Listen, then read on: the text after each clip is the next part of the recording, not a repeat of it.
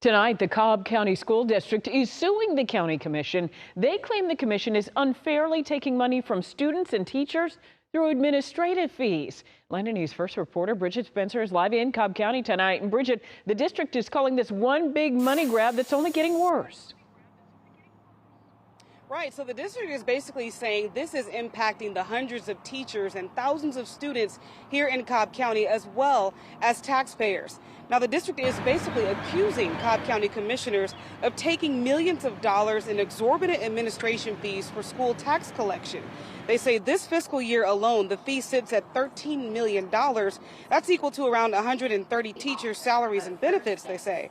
They also say next year that the county is increasing that fee to $20 million. Now, the district says the county does not have this legal authority, so they're taking it to court.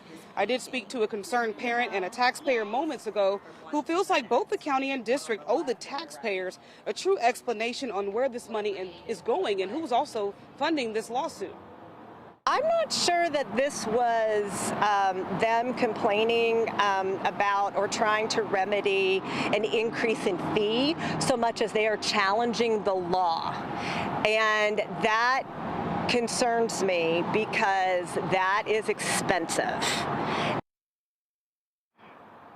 Now, overall, the district is saying basically the money just needs to go funneling back to teachers and students in the classroom. Now, in a statement, the county commission did tell us that this issue is a matter of interpretation of state law here, and they want to leave it to the courts to figure out who's in the right here. We're live in Marietta. Bridget Spencer, Atlanta News First.